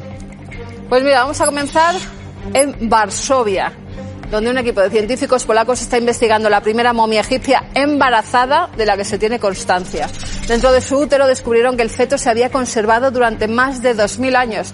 Pero lo que les extrañaba es que las radiografías y tecnologías computerizadas no mostraban huesos. Ahora han descubierto que después de morir el pH de los fluidos corporales de esta mujer, de Tebas, empezó a cambiar y se comenzó a producir un tipo de ácido específico llamado ácido fórmico. En el caso de la dama misteriosa, este proceso creó un entorno ácido en su interior que disolvió los huesos del feto a la vez que generó las condiciones para que se conservara. El proceso se detuvo a raíz de la momificación de la mujer, que secó su cuerpo y el del feto, y este se convirtió en una momia dentro de una momia. Claro. Lo impactante de todo esto es que es la primera vez que hay dos tipos diferentes de momificación en un mismo cuerpo. Tú fíjate, la naturaleza y la posterior momificación ya que hacían los egipcios. Creen que era una sacerdotisa de Tebas. Muy importante. Momia intraútero. Sí, el feto, bueno, Alucinante. mira, ahí está el imagen, feto. es alucinante. La imagen es brutal. Lo que la tecnología está permitiendo. Ahí dentro. La tecnología Claro. conjuntada con la antigüedad, ¿no? Pero fíjate, al principio los especialistas decían, no puede ser un feto porque no tiene huesos. Vemos una masa ahí, Sí. pero ya cuando empezaron a ver las imágenes dijeron, no, es que es un feto, esta mujer estaba embarazada, hasta que descubrieron... El proyecto de la momia de Varsovia. Impresionante. Exactamente, hasta que Impresionante. descubrieron cómo se hizo. Esto me suena, ¿eh? Esto sí, ¿verdad? Sí. Nos vamos hasta Turkmenistán, cuyo gobierno quiere cerrar su puerta del infierno. El Pozo de Darbaza es un cráter creado accidentalmente por el hombre en 1971 durante unas obras de prospección de gas hechas en la era soviética. Ahora el presidente ha dado la orden de extinguir esta gigante llama eterna. A pesar de que este pozo, que mide 70 metros de ancho y 20 de profundidad, se halla en el desierto del Karakum, es una atracción turística y, según los especialistas, afecta negativamente al medio ambiente y a la salud de la gente que vive en los alrededores. Para extinguir el fuego del cráter se está especulando con varias formas de hacerlo, pero han asegurado que se van a organizar discusiones científicas con expertos extranjeros, porque no lo tienen muy claro. Es interesante como para que un día Mar Gómez, que tiene otros pozos también que existen como el de Darbaza, el fuego permanente. Empezamos con el fuego del ascensor y hemos ido al fuego de Darbaza. Sí. ¿eh? Pero La boca del infierno. Esto para extinguirlo yo no sé si lo van a tener tan fácil, porque esto una cueva no, donde se concentra el gas... Que lleva milenios, o sea. Por eso te digo, esto te va a interesar. A ver, sí, creo que sé por dónde van los Vamos tiros. con el descubrimiento de una cabeza cortada de hace unos 2.300 años que se ha hallado en el yacimiento de Olérdola, en el Alto Penedés. El cráneo, que fue colgado a modo de trofeo de una fachada en la ciudad de La Ibera, pertenece a un joven que tenía entre 18 y 25 años cuando murió en el siglo III a.C. No es la primera cabeza cortada y clavada que aparece en un yacimiento catalán, pero sí la que se encuentra más al sur, lo cual abre grandes interrogantes entre los arqueólogos. Ahora se ha expuesto en el Museo de Arqueología, donde bajo el título del Enigma Íbero se han podido ver durante unos días los fragmentos de este hombre perteneciente a la tribu de los cosetanos. Se cree que clavar los cráneos en una fachada a modo de triunfo bélico era una costumbre que los íberos adoptaron por influencia celta. Mira, hace poco puse yo en mis redes sociales, en el Misterio, una foto donde tenía la dama de Baza, que tuvo bien el ayuntamiento enviarme, maravillosa, el Enigma Íbero, que tenemos que promocionar en Cataluña. Están los cráneos clavos de Ullastret, que hemos visto algunos de ellos en las imágenes. Son cosas que no hay en el mundo, amigos. En Tremont, en Francia, así, museo hace no sé cuánto, aquí tenemos Ullastret. Y es verdad que ahora se le hace promoción, pero es que llevamos un siglo de retraso en cuanto a la promoción. En esa foto sacaba el bisonte de Altamira que nos hicieron en Úbeda, ¿te acuerdas? Los alfareros. Sí. Sacaba la dama de Baza y estaba también el Cristo Lotero. He tenido la suerte, y gracias al Ayuntamiento de Palencia, de verdad, les mandé un vídeo que han puesto en Fitur, simplemente como agradecimiento a esa figura, esa antena cósmica auténticamente, que es el Sagrado Cristo de Lotero, de Vittorio Macho, impresionante, que ustedes tienen que conocer. Uno tiene que ser embajador de todas las joyas de España que le parece que nos hacen diferentes. Yeah. Y eso me parece el más sano de los patriotismos, ¿no? Bueno, en Cataluña, Ullastret y muchos yacimientos íberos que no han tenido la fama de otros, ¿no? Y no entendemos por Fíjate, qué. dicen los especialistas que estos Ritos clavos, que no que sabemos son por qué. además como de 23 centímetros, que son muy grandes, que sabían perfectamente por dónde clavarlos para que se mantuviera perfecto Si aquí vino el Manuel Pimentel a cráneo. contarnos, ¿te acuerdas? Sí. La cultura de las cabezas clavas, que nadie sabe si era para aterrorizar, al contrario también, ¿no? Sí. Los iberos tenían batallas permanentemente. Mira, hay más tecnología. Acabamos en Río de Janeiro, donde gracias a la tecnología 3D se ha podido hacer un asombroso atlas digital que muestra la evolución de la ciudad desde el siglo XIX hasta ahora. Qué bueno. Se han utilizado más de 3.000 fotografías donde se van viendo los cambios arquitectónicos, los de los bosques tropicales que le rodean, las playas y las largas avenidas.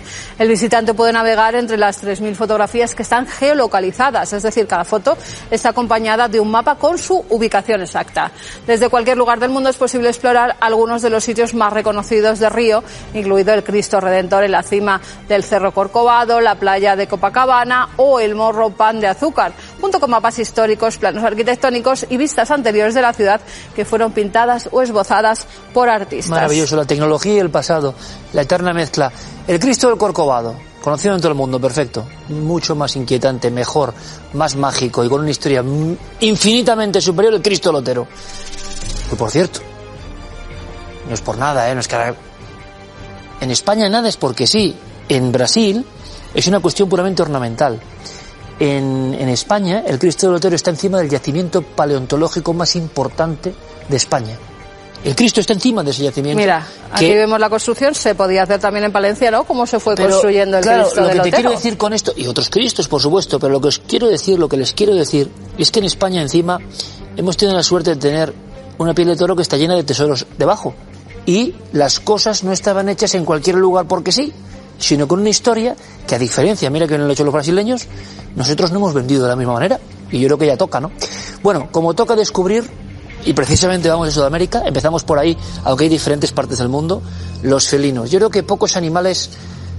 La naturaleza ha sido... Fíjate. Qué bonitos, ¿eh? Son dos diferentes. Bueno, pues son dos especies, una nueva, ojo, bueno, en desiertos que tú y yo conocemos, en Atacama. Sí. Tú fíjate cómo Atacama, que es el sitio más lineal que uno puede imaginar, más plano, cómo puede haber animales que no estaban catalogados de este porte.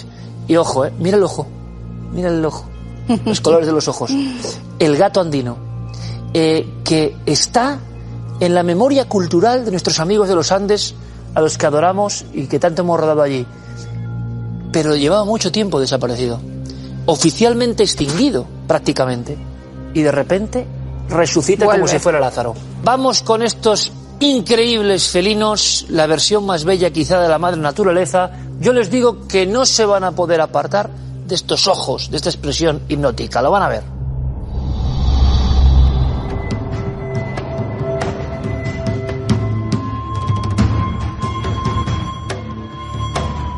Mira, yo tenía esto, y ya me conocéis, y no puede haber, es único, es único. Pero este hombre león lo tiene que tener a partir de ahora nuestro amigo Jorge Alexanco. Pues te dará mucha suerte, que sepas que es un tótem único, que no existe más, y que, oye, es tu antepasado más antiguo, y esta figura no puede estar aquí, tiene que estar contigo, si es posible en la sabana. Nos haría mucha ilusión. Tiene Michelle ya el uno y el otro, o sea que... Muy bien, gracias. Jorge, gracias Muchas mil, gracias. y que sigan las exploraciones, que tengáis mucho éxito, y que otro día, si te apetece venir a este club de amigos, nos cuentes muchas más cosas de ese latido de la selva que entiendes como nadie. Estaré encantado. Gracias. A ti.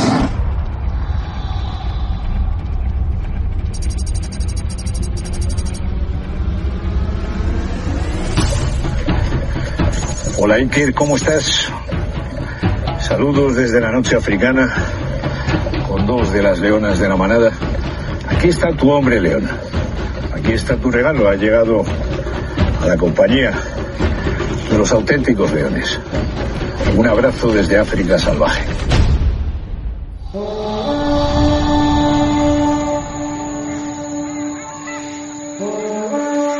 Querido Alex Lajein, feliz año.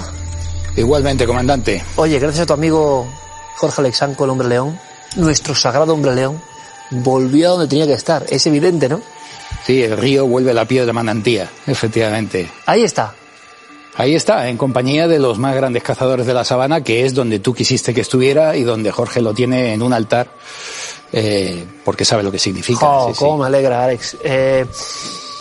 Hicimos gracias a ti, y a ti que reportaje. permitiste ese contenido tan especial. Bueno, fue un impacto impresionante, fue alucinante. Y volvió a darse una máxima que tú, que llevas ¿cuántos años trabajando con felinos?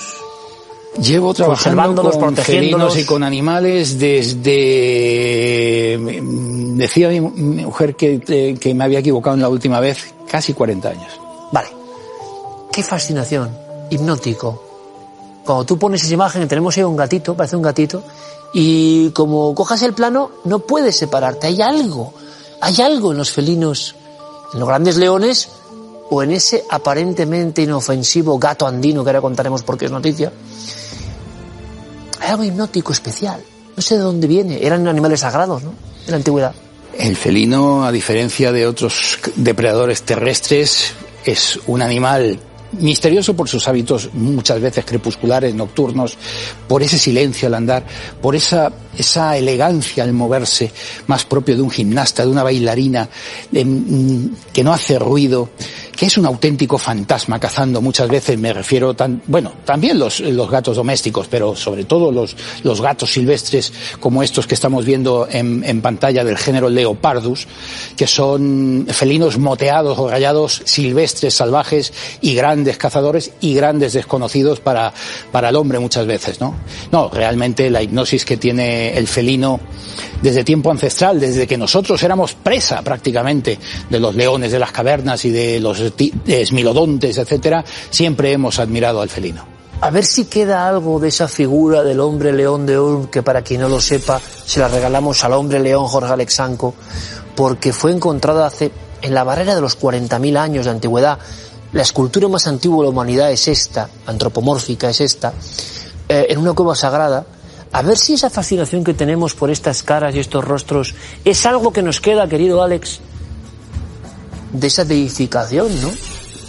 Pues resulta que en el 2022 ya existen felinos misteriosos y felinos fantasma, podría decir, y lo vamos a explicar por qué este término que usa mi colega Alex, felinos fantasma, porque nadie entendía que apareciesen de repente. Y ahí detrás tienes a este simpático ser que seguramente estamos en la barrera absoluta de la extinción y que nadie esperaba que apareciese de esta forma, por lo menos, ¿no? Sí, algo curioso. Estamos viendo uno de los representantes del género Leopardus. El género Leopardus tiene 13 especies, la más grande es el ocelote.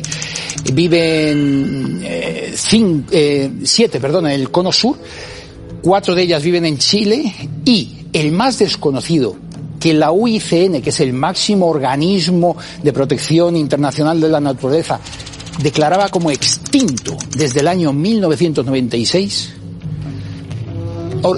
ordenan hacer estudios de campo para ver rastros, huellas, etcétera, y durante 20 años se logra rebatir esa certificación de extinción, y no, el gato andino sigue existiendo, pero es un misterio para todo el mundo. El espíritu protector de la montaña lo llaman los indígenas de Chile, Argentina, que Perú. Pasaba lo mismo, lo veneraban. Lo veneraban, protector del ganado, pero nadie lo veía. Ha tenido que ser pues grupos de naturalistas y voluntarios y biólogos que durante 20 años, yendo a las letrinas donde estos animales hacen sus necesidades, donde defecan, intentando averiguar los pasos y poniendo cámaras de fototrampeo que se accionan a distancia cuando el animal hace acto de presencia ahí. Esta es la imagen que da la vuelta al mundo. Esta es la imagen. Fíjate que el efecto óptico hace que los colores de los ojos sean diferentes. Por el sol. Qué expresión que de verdad parece de espectro, de animal espectral, ¿no? Es un animal desconocido que no se sabe nada de él. En realidad, 20 años para estudiarlo. Se estima una población, imagínate, en 4 países, Bolivia, Perú, Argentina y Chile, de no más de 1.400 ejemplares. Bueno, este gato, ni siquiera en las zonas de las escuelas rurales, donde hay niños, donde la gente vive en comunión con la naturaleza, que tiene animales de granja, ni siquiera estos animales que entran a las granjas a robar gallinas, etcétera, ni siquiera lo han visto. O sea, es un totalmente desconocido. O sea, todos los datos que hay. Esta foto ha sido tomada muy cerca de la frontera con Argentina. Son fotos de fototrampeo, de cámaras a control remoto, podríamos decir, a 8 kilómetros de la frontera, en la región de Valparaíso, zona central, 8 kilómetros con la frontera de Argentina, y allí logran fototrampear varias veces al gato andino, que ya no está extinto, que ya hay muchas pruebas. En Chile es la tercera, me parece, prueba de que existe el gato andino, un animal que tiene unos territorios de campeo amplísimos, prácticamente toda la cordillera, que hay muy pocos ejemplares y que además es de hábitos nocturnos, por lo tanto es muy difícil de ver. Y que está en peligro de extinción, claro, con 1.400 ejemplares censados, más o menos, los censos de estas criaturas. Y hace 25 años estado como extinto. Extinto, totalmente. O sea, tú hablas muchas veces, y desarrollaremos eso en futuras ediciones, el efecto Lázaro. O sea, estaba muerto y volvió. Volvió de la tumba. Sí, de esto, como tú muy bien dices, sería interesante hablar, porque hay especies interesantísimas que o han vuelto o esperamos que vuelvan pronto, ¿sabes? No perdemos la esperanza.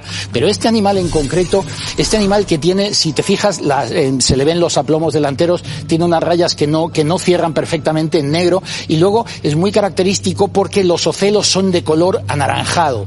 Es precioso, es tremendamente bonito. Ojos naranjas. Es de una belleza Yo creo que los propios Andes, la gente andina, que conocemos y queremos tanto, son los primeros sorprendidos y orgullosos de que un símbolo fantasmagórico haya vuelto. No era un mito, no estaba perdido todo, ¿no? Estaba ahí, pero no le veíamos, era como el rayo en bola. Es más difícil que ver un ovni, un rayo en bola, ¿no? Pues sí. Con el gato pasa igual. Y siempre ha estado ahí cazando chinchillas, que es cazan de todo, pero las chinchillas son la presa habitual en el altiplano. Es un animal realmente espectacular que muerde y araña como cualquier felino manchado, ¿eh? Este ojito, ¿no? Son tremendos. Me parece un poco a mi gata, ¿eh? Yo he podido ver las pieles de este gato en el Museo de Historia Natural de Santiago de Chile y son preciosas. Alex, hablamos de la misma zona. Y otro gato fantasma, otro felino maravilloso, que también se tenía como imposible, y pumba. Este fue entre el 22 de enero y el 17 de marzo, donde se tomaron las dos fotos del 2021, este año en el que estamos. Pero que hemos dejado atrás. Y que hemos... que ya lo hemos dejado atrás, de verdad. Tenemos todavía el chip cambiado, ¿no? Y este fue en julio, me parece, del año pasado, que hemos dejado atrás, que se le trampeó, fototrampeó en una zona que tú conoces muy bien, en Aguascalientes, en los salares de San Pedro de Atacama, claro. Que tú creo que has estado por allí, en aquellas zonas blancas inmensas. Bueno, pues allí, en una zona de flamencos, en una reserva nacional de flamencos, fototrampean a otro perteneciente al mismo género taxonómico, género Leopardus, pero en este caso no el jacobita, sino que piensan que es... Los científicos, sabes que son muy prudentes, les va el sueldo en ello a veces. No se atreven a hablar de una especie nueva, pero los datos y las evidencias son tan grandes que al final algunos se tira a la piscina sin red y dice, estamos ante la evidencia de que es una especie nueva. El gato del desierto. El gato del desierto en el 2021, es alucinante. Estamos hablando de no estamos hablando de un escarabajo, de una mariposa, de una ameba. No.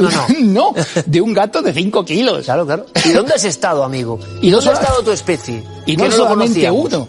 2 ejemplares, porque eran un adulto y un subadulto, que estaban cazando por allí, en aquella zona inhóspita, inmensa, el desierto más árido del planeta, según cuentan, por el índice anual de pluviosidad. Si esto se confirmara, Iker, porque todavía andan ahí a la gresca entre ellos, entre los propios científicos, no, este es un colo-colo, no, este, y otros que dicen no. Claro, no lo tienen en la mano para poderlo analizar. Es un fantasma. Es un fantasma. Un pasar es de él. Un fantasma. Bueno, muy cerca de este hallazgo. Pero perdona que te corte. Sí. Que sería el gato más amenazado del planeta, porque solo habitaría en ese desierto y en ningún otro sitio. Imagínate el bombazo científico. Desierto muy especial. Es difícil esconderse en ese desierto, Alex, que es otra cosa que llama la atención. No hablamos de grandes cordilleras donde uno supone que... No, al revés, esto es la planicie. Hay un momento en que la blancura y las zonas de sal se convierten en la zona con menos lluvias del planeta. Yo tuve la oportunidad, estuvo nuestro equipo, estuvimos ahí rodando durante un mes los extraños dibujos de Chile que vienen al cielo. Hay un impresionante, que es un ser muy raro, que llaman el robot de Atacama, 140 metros. Ahí está, ¿lo están viendo? Pues ahí, alguien podría decir románticamente que estos fantasmas de la naturaleza custodian, ¿no?, todavía estos dibujos de los que tampoco sabemos nada. Vaya engranaje de misterios, pero es que vamos a más tamaño. Dice, ¿puede haber animales de más tamaño que se descubran a estas alturas cuando el gran público cree creemos todos, y erramos, que todo está perfectamente mapeado en esta madre tierra. No. Una pantera, ¿cómo es posible? Una pantera de casi 30 kilos. Pero bueno. La pantera de Borneo. La pantera de las nubes o pantera de Borneo. Año 2007. Un equipo multidisciplinar estadounidense logra identificar a un gran felino que prácticamente no pisa el suelo, que vive en las ramas de los árboles, que se alimenta allí, que muy raras veces pisa el suelo, que es conocido por las etnias indígenas locales, pero que es una especie nueva que se creía que podía ser una pantera nebulosa como la que hay en Asia continental, pero descubren que no es una pantera nebulosa. No, es una pantera de Borneo, es un animal absolutamente, es un animal fantástico, el felino con los caninos más grandes en proporción a su cráneo que existen, 5 centímetros de caninos.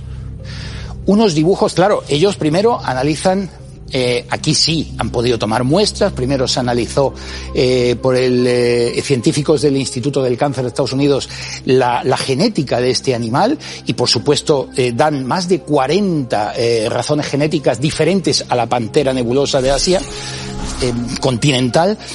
Y dicen, no, las diferencias que hay entre la pantera de Borneo y la asiática es la misma que entre un tigre y un león, o entre un león y un leopardo y un jaguar. Otra cosa. Es un océano. No es nada. Pero luego además, estudiando las pieles, se dan cuenta de que los ocelos que tienen, que son como nubes en su manto, las panteras de Borneo, son muy pequeñas y con muchos puntos dentro, justo muy diferente de lo que tienen las panteras nebulosas continentales. Las dobles rayas en el lomo, la doble raya longitudinal, y el tono oscuro, es un gris verdoso oscuro, oscurísimo, hacen de este animal una especie absolutamente diferente. Estamos hablando del año 2007. Se descubre una pantera de 30 kilos, o sea, no es un gato de 4. ¿Para qué queremos Alien Cats si esto está ocurriendo realmente? Y bajo la mirada que decíamos antes, anaranjada y medio verdosa, de este gato andino que nos hace casi de guardián, mirando hacia el astro rey, ¿no? ¿Qué momento? Podemos irnos, si quieres, Alex, de territorios secos, territorios donde no llueve jamás, ¿no? Como es Atacama, a la pura nieve, ¿te parece? Ahí tenemos otro de los misterios. Realmente la ciencia y la biología y la zoología no paran de dar buenas noticias en este caso, ¿no? Las panteras que hemos mencionado de Borneo y Nebulosa se separaron hace casi 1,5 millones de años, pero en la zona del Tíbet, de Mongolia, de China, habita seguramente el animal de belleza más insultante que nos podemos echar a la cara. Sin duda. El ibis, el leopardo de las nieves. Un animal que solo con verlo ya te imaginas que no procede, o sea, es como la élite, como el príncipe de los felinos. Con un rabo tan largo y tan espeso, es el único felino que utiliza bufanda. Se acurruca y ese rabo tan espeso se lo enrosca alrededor de él para no pasar frío. Es realmente impresionante. El color, los ojos, la belleza, la prestancia. Ese gris pálido, con esas manchas tan tenues, pero además tú ves la textura de su piel y esto es pura seda, y es pura seda. Yo no he podido trabajar nunca con un gato andino, ni nadie, pero sí he podido tocar la piel de uno de estos, como he podido tocar la piel de un lince canadiense o la piel de un... pura seda, es terciopelo. Es algo impresionante. Y hay gente, querido público, que esta noche dirá que hay leopardos de la nieve en la alta montaña. Sí. Porque este sí que estaba absolutamente perdido, ¿no? Este es un animal, es el mayor depredador de la alta montaña. Es un animal que mata íbices, que son unas cabras impresionantes, ¿no? Con unas defensas inmensas en forma de cimitarra. Matan marjales, matan tarés. Además pegan unos saltos cuando verlos cazar, hay películas de ellos cazando cuesta abajo, el animal va pegando saltos. Es el felino que más salto, que mayor longitud de salto desarrolla. uno los ve cazando en las poquísimas filmaciones que hay de esto y dice, ¿cómo no se rompe la crisma? Es realmente espectacular. Hace poco vi alguna filmación también impresionante de estas que sorprenden con crías del leopardo de las nieves con la madre, y dices, bueno, ¿cómo es posible? Bueno, y este ha estado siempre en el efecto Lázaro, ¿no? Toda su existencia prácticamente es... Bueno, este animal vive entre los 3 y los 6.000 metros de altura, o sea, en unas condiciones climáticas realmente adversas para cualquier ser humano. Hay que ser un sherpa para poder ver un leopardo de las nieves. No es fácil. Entre que es un animal que se camufla con el entorno. Este sí que es fantasma, ¿no? El propio aspecto. Es que puedes estar mirando con prismáticos a la cumbre y estar allí sentado el ibis y tú no verlo, porque es que se camufla perfectamente en el entorno. Es una mimetización absoluta con el medio. Entonces, entre que el territorio es amplísimo, bueno, pues se pensaba que era una única especie, que era monotípica. Y hete aquí que en mayo del 2017, sale un estudio en el Journal of Heredity y que dice, no, son 3. Son 3. La que vive en el Altai, la que vive en la meseta y la que vive en el Pamir y en el Transhimalaya. Son 3 diferentes. Hay 3 tipos de fantasmas de las nieves leopardo diferentes. Sí, un área de 1,5 millones largo de kilómetros cuadrados, que claro, en esas condiciones de altitud, de falta de oxígeno, de frío, de todo, pues es imposible hacer un estudio de campo serio. Entonces todos los datos que se tenían hasta ahora pues eran cogidos con pinzas también. Solo nos falta, Alex, que exista León de las Cavernas, que alguien, bueno, recuerda los cachorros famosos, que alguien vuelva a verlo, pero bueno, lo que se ha visto es una especie de ancestro, ¿no? Misterioso donde los haya también. Curiosamente en la misma zona. Se pensaba que los grandes felinos procedían de África. Siempre se pensó eso. Pero en el año 2010, un equipo de paleontólogos chinos y estadounidenses descubren unos restos de cráneo que nos llevan a la Panthera bliteae. La Panthera bliteae es un ibis primitivo, o sea, un leopardo de las nieves primitivo, que tiene entre 5,9, no quiero equivocarme, 4,1 y 5,9 millones de años. Y es el ancestro, porque la anterior, digamos el fósil más antiguo de Big Cat encontrado, se había hallado en la Etoli, en Tanzania, y tenía 3,7 millones de años. Este lleva todo mucho más atrás. Mucho más. Siempre pasa que en paleontología, en paleoantropología, siempre nos vamos para atrás, por lo visto en el Tíbet, por lo visto en esa zona de la cuenca Zanda, en el suroeste del Tíbet, está el tatarabuelo, el abuelo fundador de todos los grandes felinos del género Panthera, cuando pensábamos que era precisamente en África, ¿no? O sea, algo realmente impresionante, ¿no? Se ha datado con radiocarbono, con pues datos fíjate, anatómicos, Alex, que con oyéndote ADN. y todo lo que ame los felinos, y yo me encuentro entre ellos, vivo con ellos, ¿no? De alguna manera, y con uno salvaje, por cierto, ¿verdad? Tú lo sabes. Pero el asunto es que todo el que ame los felinos tiene que ver si repetirse esta sección, porque es impresionante. Pero fíjate, Alex, tú hablabas del efecto Lázaro. Quiero que vean estas imágenes, aunque solo sea como adelanto. ¡Qué impresión! No tiene nada que ver, en parte sí, cuando al tilatino, al famoso tilatino, del que tanto hemos hablado, ese ser casi criptozoológico, lo ponen en color. Ah, sí, tremendo. Te quedas como, tremendo. ¡wow! Ahí está, ¿no? Como pasa con las imágenes que colorean de la Segunda Guerra Mundial o lo que sea. De repente una postal que era muy lejana es de aquí. Y el tilacino tiene una historia, y otros animales tienen una historia que un día les contaremos pronto, estaban del lado de la otra orilla, y de alguna manera pueden volver. Pero será en otra ocasión. Mil gracias, amigo. Feliz año, y trasládalo, por favor, a toda la gente maravillosa de Fauna y Acción. Allí estamos. Sabes que somos fans, ¿eh? Allí estamos, en la brecha. Gracias, Alex. Gracias por la lección, ti. como siempre, amigo mío. Qué maravilla, de verdad, estos felinos que vuelven de alguna manera a la realidad cotidiana. Y la realidad cotidiana nunca para en Cuarto Milenio, ¿eh? Eso ya lo saben. Siempre con nuevas historias, siempre buscando asombro y capacidad de aprendizaje y sorpresa para todos ustedes.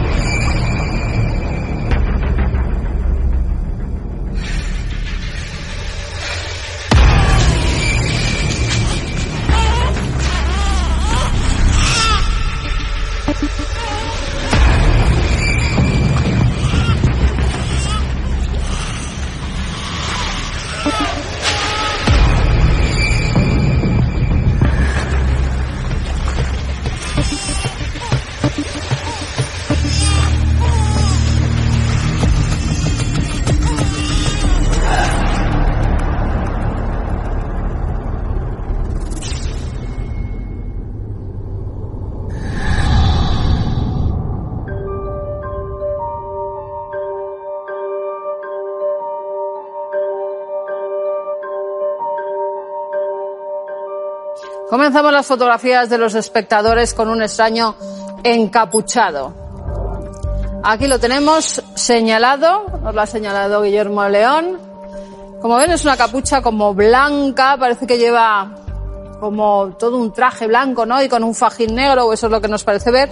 Vanessa Chau nos remitía esta fotografía. Nos dice que no cree en estas cosas, pero que tiene curiosidad por la segunda fotografía que le ha salido. Aquí está, ahí para que lo vean más grande. Hace un tiempo, esperando una pizza con mi pareja en el coche, mientras hablaba con él, vi por su ventana como una mujer me miraba, pero daba bastante mal rollo, nos dice. Porque era, pero no era una mujer. Le dije a mi pareja que estaba mirando hacia nosotros y que me daba bastante repelús. Él miraba y me decía que no veía absolutamente nada y por eso decidió tomar una fotografía con su móvil para que viera que había alguien que los estaba mirando. ¿Qué nos dice Guillermo León? Nos dice una figura sutil, pero se ve perfectamente. Yo, una mujer, no distingo verla porque no veo facciones, solamente veo como si tuviera una especie de hábito con capucha, llevara las manos incluso metidas por las mangas y tuviera una especie de fajín negro por aquí arriba, o es lo que me parece ver a mí. Nos dice Guillermo que se pregunta si podía existir algo más, es decir, ya no la señora, no que fuera una señora, sino que se confundiera y fuera un cartel, una estatua, una figura. No nos dice el sitio donde es, o sea que pediríamos a nuestra telespectadora, a Vanessa Chau, que si se acuerda, que nos mande el lugar exacto donde tomó la imagen, donde tomó la fotografía, para que así podamos verificar si había algo más allí, si se trata de un museo, de una casa normal o qué es lo que puede ser. Mientras, ahí ponemos la imagen por si alguien identifica esa fachada. No se ve tampoco muy bien el número y qué puede ser eso que hay ahí. Mientras lo dejamos en no sabemos lo que puede ser. Y nos vamos con otra imagen en la que tampoco sabemos lo que está flotando al lado de este chico que se hace un selfie. Es Raúl MJ, dice que es Barcelona, cerca de la montaña de Collserola. El 27 de diciembre a las 21:45 horas, bajando de la montaña, pues esa noche estaba probando la cámara selfie y algo extraño hay encima mío. Es esa especie como de bola negra, pero que aparte tiene una especie de lucecitas alrededor. Guillermo nos dice que la verdad es que es muy raro, que no sabemos realmente de qué se puede tratar.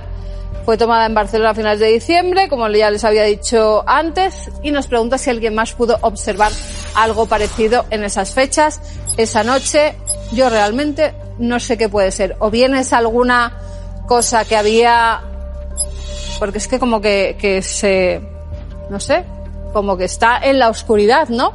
O algún efecto de la propia luz, o un dron que estuviera por ahí volando. No tengo ni idea de lo que puede ser. A ver si alguien más lo vio, si a alguien más le salió esto de las fotografías, a ver qué puede ser, porque si Guillermo dice que no ve nada extraño de que lo hayan añadido a la fotografía, que es lo primero que me parecería a mí, pues nada, nuestro analista informático es el que tiene la última palabra. O sea, que ahí lo dejo.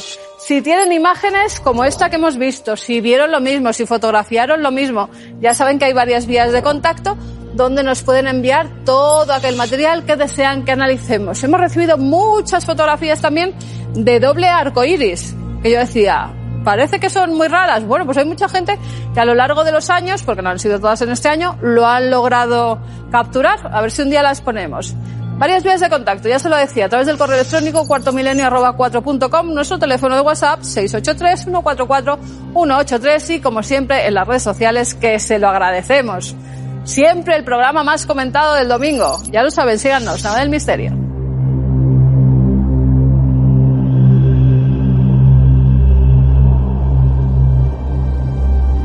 El primer recuerdo que tengo es que hacía muchos recados.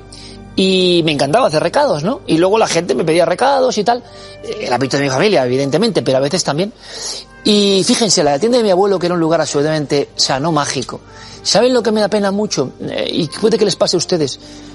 Y para mí es una obsesión. Ser consciente de las cosas que uno le marcan y no serlo en el momento en que las vive y darse cuenta después. Esa calle me ha marcado profundamente. Esas noches, esas tardes, esos sonidos, esos olores que puedo volver a recrear ahora mismo de la calle medieval gótica donde yo crecí como niño.